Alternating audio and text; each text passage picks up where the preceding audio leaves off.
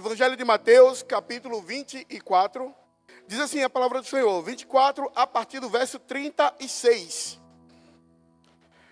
Quanto ao dia e hora, ninguém sabe, nem os anjos do céu, nem o Filho, mas somente o Pai. Como foi nos dias de Noé, assim também será a vinda do Filho do Homem. Pois, assim como nos dias anteriores ao dilúvio, comiam, bebiam, casavam e davam-se em casamento, até o dia em que Noé entrou na arca. E não perceberam, até que veio o dilúvio e levou todos. Assim será também a vinda do Filho do Homem. Nós lemos aqui o texto do Evangelho de Mateus, no capítulo 24, a partir do verso 36. E nós vemos ali Mateus falando de algo que aconteceu um pouquinho lá atrás, bem no início, Gênesis, no capítulo 6. No capítulo 5 de Gênesis, nós vamos observar o crescimento da humanidade. Existia a descendência de Caim e a descendência de Sem, de Sete. Noé, ele fazia parte da descendência de Sete. E a partir do capítulo 6, nós vamos ver o seguinte. Eu vou ler aqui para vocês. Capítulo 6, a partir do verso 3, a gente vai observar que o homem acaba perdendo a eternidade. Se você quiser acompanhar aí comigo, abra aí no capítulo 6. Eu vou citar alguns versículos rapidinho assim, não vou me demorar não vou nem explanar. No verso 3 do capítulo 6, o homem perde a eternidade. A maldade e a perversidade se multiplicou na humanidade. E por isso, Deus, ele se entristeceu por ter feito o homem. E ele declarou que então o homem não mais viveria eternamente. O espírito que estava no homem não iria permanecer nele eternamente. O homem perdeu a eternidade. No verso 5, nós vamos ver, as movimentações dos homens eram inclinadas para a maldade. O coração do homem, toda a movimentação do homem era inclinado para a maldade. No verso 7, Deus diz para Noé, olha, eu destruirei os homens e os animais. No verso 8, Deus relata aqui em Gênesis que ele achou graça, viu misericórdia, viu graça em Noé. Por isso, ele salvou não só Noé, a sua esposa, como seus filhos e suas noras. No verso 11, a terra se perverteu de tal forma que ficou cheia de violência.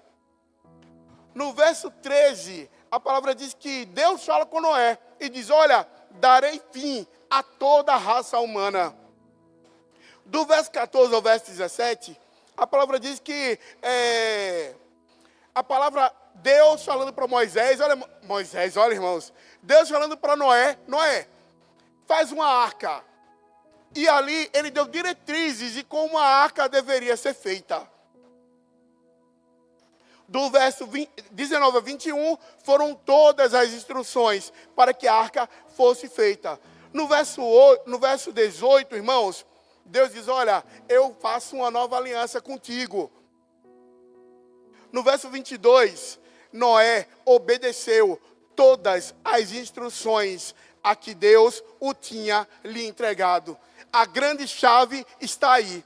Noé obedeceu a todas as instruções que Deus lhe tinha entregado. Aleluia. Irmãos, durante muito tempo, na minha caminhada cristã, que já vão de 23 anos, 24 anos, caminhando com o Senhor, eu ouvi muitos pregadores usarem esse texto de Mateus 24. E assim como foi nos dias de Noé. E eles sempre falaram que Noé pregou por 120 anos a 150 anos arrependimento. Por isso, as pessoas acreditam que Noé estava, olha, o Senhor vai mandar um dilúvio, Ele mandou fazer a arca, arrependam dos seus pecados, arrependam da sua desobediência, arrependam-se da sua perversidade. Mas eu, depois, não foi uma revelação minha, não foi, irmãos, porque está na Bíblia. Na carta de Pedro, no capítulo 2, 2 Pedro, capítulo 2, verso 5, o Senhor ali usando Pedro, ele fala, Noé, ele foi um pregador da justiça. De fato, Noé pregou 120 anos, quanto tempo durou para a arca ficar pronta. Eu creio muito nisso. Mas não foi, arrependam-se dos seus pecados, porque não ia adiantar. Noé foi um pregador da justiça. Enquanto ele estava construindo a arca, com todas as diretrizes que o Senhor determinou, provavelmente, queridos, as pessoas ficavam, meu Deus, está um louco, porque naquela época não era normal chover, nem chovia. E diziam, olha, é louco, dilúvio, nem existe chuva, como é que vai ter um dilúvio aqui? Para que construir um barco tão grande, com tantos compartimentos?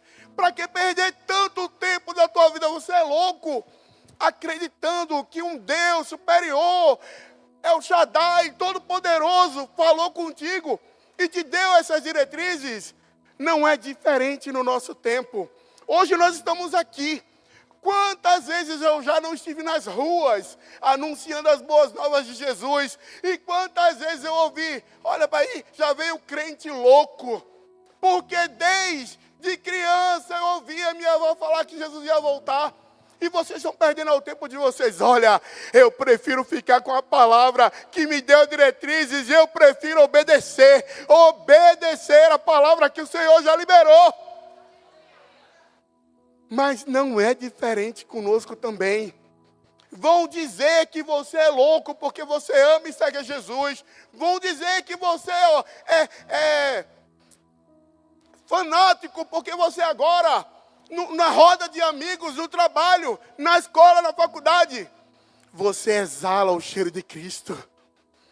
Você não consegue estar numa conversa assim que as palavras que saem da tua boca seja Jesus faria assim, Jesus faz assim, Jesus fará assim, porque tudo é dele, por ele e para ele. Não foi diferente com Noé, com certeza. Criticavam, zombavam de Noé, dos seus filhos que ajudavam na construção da arca. Noé não estava pregando, arrependam-se. Noé estava pregando, olha, vocês vão morrer, porque o coração de vocês é inclinado para a maldade, porque o coração de vocês é cheio de perversidade, porque o coração de vocês está repleto de violência. Noé, quando era criticado, quando era zombado, eu acho que no coração dele, aqui é um pensamento meu, a palavra não diz isso, mas eu penso que Noé abria um sorriso no rosto e dizia, continua, mostradinho, fala, zomba, critica de mim. Eu estarei a salvo, porque eu escolhi obedecer a palavra que Deus liberou para mim. Foi assim que Noé agia. De vez em quando, talvez eu troque Noé por Moisés. Eu não sei por que acontece isso. É só comigo que acontece isso, trocar Noé por Moisés? Então releve isso aí, viu, irmãos, em nome de Jesus.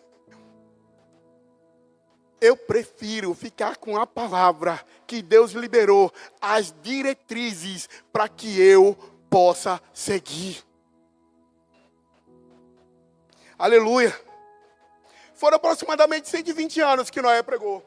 E nós lemos aqui em Mateus, no capítulo 24, a partir do verso 36, sobre assim será, como foram os dias de Noé. Eles casavam-se e davam-se em casamento. Eles viviam aleatoriamente, nas suas paixões, nas suas diversões, nos seus prazeres, naquilo que lhes era atrativo, naquilo que lhes dava prazer e alegria e satisfação. Era mesmo assim na época de Noé. A descendência de Caim, a descendência de Sete. A palavra fala lá em Gênesis sobre os filhos dos homens e os filhos de Deus e as filhas dos homens. Existem algumas tradições ou correntes teológicas que entendem que os filhos de Deus eram os anjos, mas outras, mais centradas, indicam que os filhos de Deus eram a descendência de Sete, que continuaram o legado de servir e adorar ao Deus vivo e verdadeiro. Contudo, a descendência de Caim parece que escolheu seguir o legado do seu anterior. Seguiu o legado de pecado, de perversão, de maldade. E quando nós lemos em Mateus 24, 36 e 37, identificamos que o povo não estava nem aí, assim como nos dias de Noé, e assim como nos nossos dias. As pessoas, grande maioria, estão vivendo ao seu bel prazer, estão andando da forma que querem andar, estão vivendo da forma que querem viver, estão alheios à vida de Deus. A verdade é essa. E eu não digo só aqueles que estão lá fora, e eu não digo só aqueles que estão aqui como visitantes, que não têm ainda uma vida de relacionamento íntimo com Deus, que ainda não purificou as suas vestes, que ainda não se arrependeu dos seus pecados. Eu digo para aqueles que estão aqui dentro também, porque têm escolhido viver uma vida alheia à vida de Deus. Têm escolhido não seguir as diretrizes que o próprio Deus já nos deu para que possamos seguir e viver do melhor dele aqui nessa terra.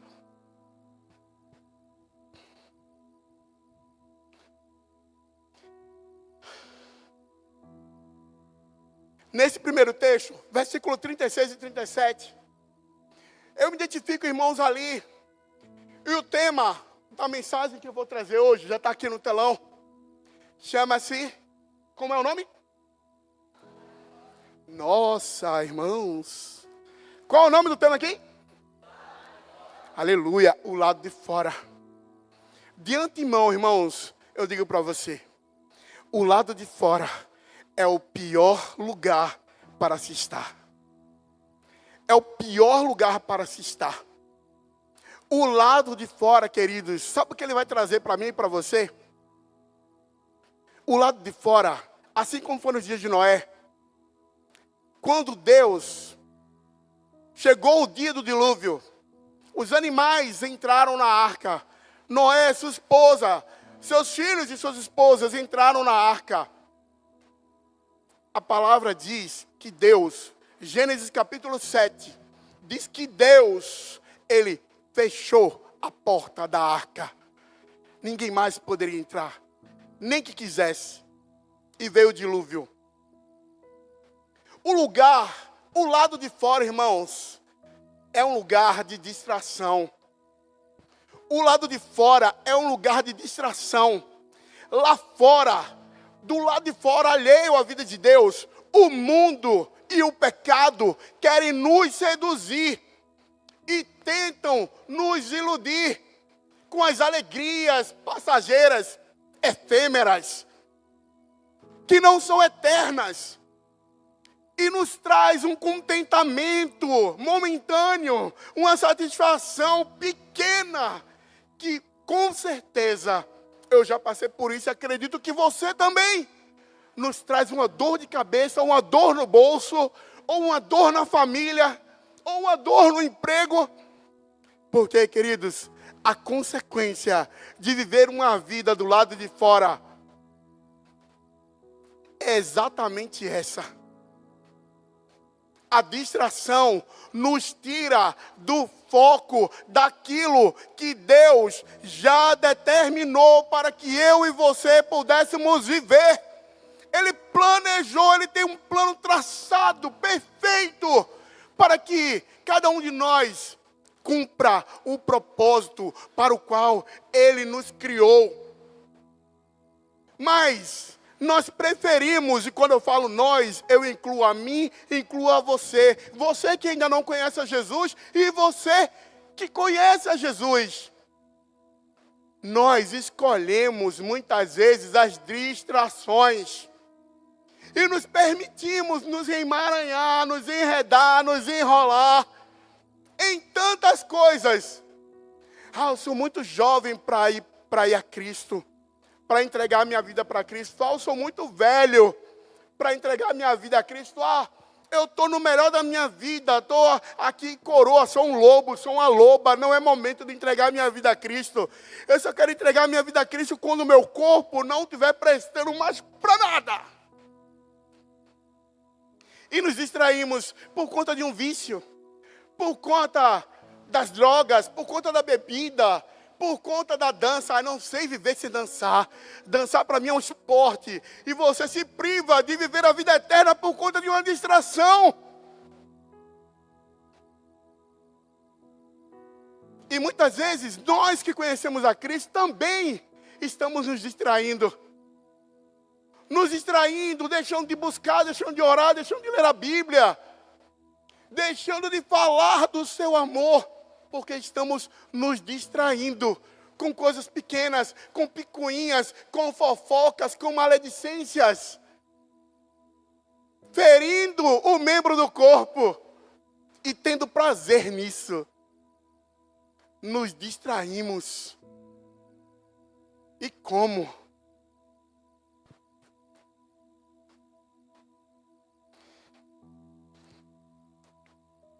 Noé não pregou arrependimento, mas João Batista, lá no Evangelho de Mateus, no Evangelho de Mateus, no capítulo 3, no verso 2, João Batista, o último profeta messiânico, ele disse, olha, arrependei-vos e convertei-vos.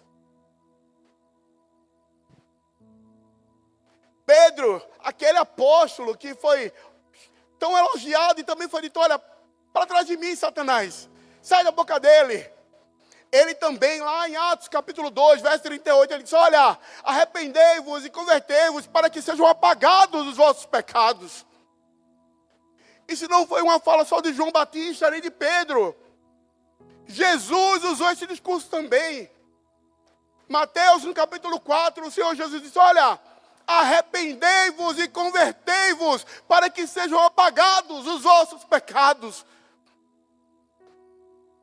Noé, ele anunciou a justiça. Olha, vai acabar tudo. A maldade, a perversidade, a iniquidade fez com que Deus quisesse aniquilar a humanidade. Encontrando graça e misericórdia apenas na direção de Noé, salvando sua família.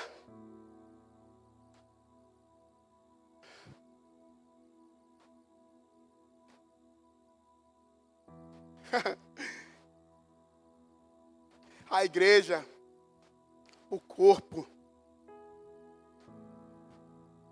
Cristo na cruz do Calvário, a cruz do Calvário. A redenção, a graça infinita e bondosa, que é mais preciosa do que a própria vida, a graça, a graça. A graça é uma porta que nos conduz à eternidade. Essa porta ainda está aberta. A porta da graça ainda está aberta. No verso 37 e 38, queridos, a gente pode identificar do lado de fora um lugar de utopia. Quantos de nós têm vivido uma utopia? Sabe o que é utopia? Utopia, queridos, é a imaginação de que você vive de forma perfeita, que você não precisa mudar, que você tem que ser exatamente do jeito que você é. Eu nasci assim, eu cresci assim, é a síndrome da Gabriela. A utopia, como se você e eu já fôssemos perfeitos. E lá fora, do lado de fora, no lugar da utopia, a gente acha que a nossa forma de viver, daqueles que ainda não conhecem o Deus vivo e verdadeiro, é perfeita. Eles não se veem no pecado. Eles não se veem na perversidade, na maldade, na iniquidade. Eles se veem perfeitos. Deus me ama assim. Eu sou uma pessoa boa. eu não matei, eu não roubei. E mesmo esses que cometem tais atrocidades, arriscam dizer que são muito melhores do que outros. Vivem numa utopia, achando que tudo está bem, tudo está perfeito. Não é diferente conosco que estamos dentro, que dizemos que estamos dentro da arca. Também muitos de nós vivem numa utopia. Haha. A gente vive, irmãos, em guerra. Paulo pergunta: de onde surgem as guerras e contendas que há no meio de vós? Vocês querem viver numa utopia, achando que estão vivendo agradando a Deus? Quando vocês se mordem, se devoram.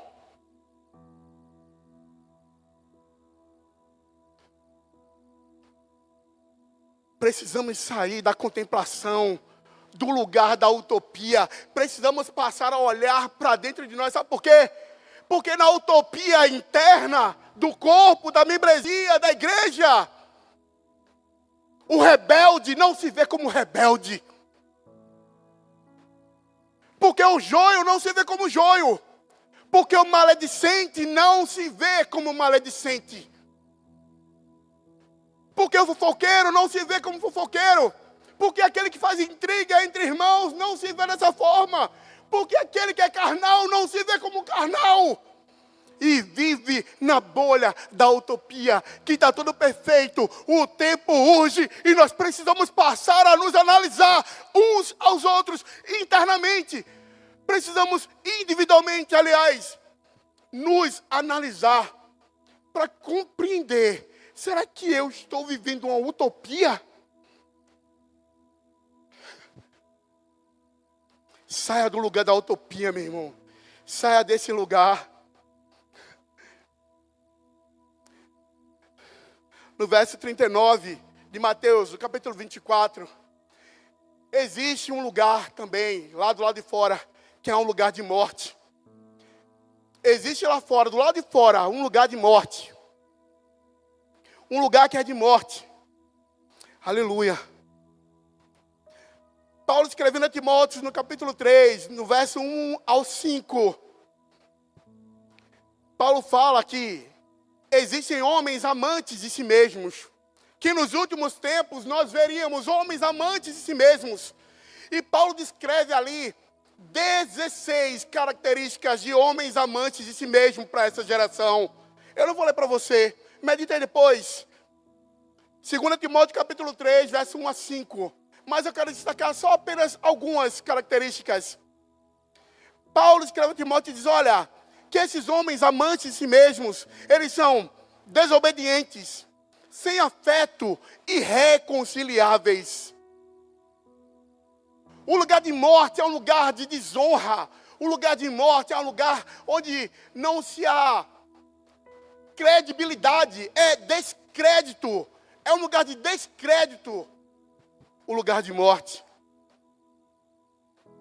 Em 1 João, no capítulo 2, verso 15 e 16, a palavra diz: olha, se alguém amar o mundo, o amor do Pai não está nele. Do lado de fora, o lugar de morte. Se você amar o mundo mais do que a Deus, se você amar o mundo, o amor do Pai não pode estar em você. O amor do Pai não vai estar em você. Mateus, no capítulo 24, do verso 42 ao verso 44, ele nos dá um conselho. Ele diz: olha, orai e vigiai. Isso agora é para internamente. Orai e vigiai, porque vocês não sabem o dia em que virá o seu Senhor. Se o pai de família soubesse quando o ladrão viria, o pai de família ficaria de atalaia, observando. Quando o ladrão viesse, ele agiria. Mateus aqui, o Senhor nos dá um conselho, através do Evangelho de Mateus. Ele faz: olha, igreja, homens e mulheres, façam como esse homem, pai de família, mesmo sem saber qual o dia que eu virei, fiquem de atalaia. Observem, aguardem atentos para que esse dia não te pegue de surpresa. Já pensou se esse dia me pega no momento que eu estou desobediente? infrutífero, que eu estou maldizente. Eu poderia descrever aqui várias características de um lugar de morte. O lado de fora é lugar de morte. Porque toda a humanidade, a gente consegue até imaginar, irmãos, nos filmes também mostram isso. E nos remetem a isso. Quando a gente vê a arca, a palavra diz em Gênesis 7 que Deus fechou a arca. Eu imagino aquela multidão. Noé, Noé, eu me arrependo, você estava certo. Eu não ouvi o teu conselho, eu não ouvi a tua palavra, eu não ouvi a direção que Deus te deu. Mas eu me arrependo agora da minha perversidade, da minha maldade, da minha iniquidade. Deixa eu te dizer uma coisa. Para aqueles ali, foi tarde demais. A justiça de Deus sobre a maldade e sobre a iniquidade daquele povo agiu sem desculpas. Mas hoje, queridos, aleluia! Hoje, meu irmão, hoje, queridos, a morte de Jesus Cristo na cruz do Calvário, Deus, por seu tão grande amor, enviou o seu Filho querido, unigênito, por amor de mim e de você, para morrer na cruz, em nosso lugar, por nosso pecado, assumindo a nossa culpa, para que nós alcançássemos a redenção, a graça, o favor imerecido do Senhor, que nos levaria a viver uma vida de compromisso, de retidão, de comunhão, de relacionamento íntimo com Ele. Relacionamento íntimo com o Senhor. Aleluia. No verso 16 de 1 João 2,15, a palavra diz assim: cobiça da carne, cobiça dos olhos, ostentação dos bens, não vem do Pai, mas do mundo. O lado de fora é um lugar de morte. A arca, como eu falei antes, foi justiça e misericórdia de Deus. Justiça para aquele povo que estava ali, vivendo na perversidade, na maldade, na iniquidade, na inclinação para o mal do seu coração. Mas a misericórdia que alcançou Noé e sua família, a ponto de ter toda uma arca, e a arca simboliza, meu irmão, salvação, a arca simboliza vida, a arca simboliza cuidado, a arca simboliza provisão, porque tudo isso o Senhor fez na direção de Noé, porque Ele decidiu, porque Ele escolheu ser aquele que cumpriria com as diretrizes liberadas da boca de Deus. A igreja, a noiva, o corpo de Cristo, a graça salvadora. Entrai pela porta. Entrai pela porta. Gênesis 7,16. Deus fechou a porta da arca. E não houve mais salvação, a não ser para aqueles que Ele escolheu. Deixa eu te dizer uma coisa. Se você está aqui nesta noite, você que ainda não tem esse encontro com Jesus, você que ainda não decidiu segui-lo, amá-lo, ouvir a sua voz, obedecer às diretrizes que Ele preparou para você viver, a porta da graça ainda está aberta para você. Os irmãos podem se alegrar com isso, viu? Porque a porta da graça ainda está aberta. João 10, verso 9 a 11. Jesus, Ele é a porta. Jesus, Ele é a porta. Entrai pela porta. A porta, ela é estreita, ela é apertada, mas é ela quem nos conduz à salvação e à eternidade.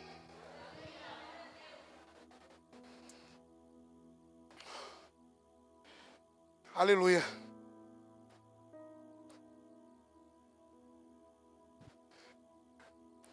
O lado de fora, ele vai te trazer para um lugar de distração.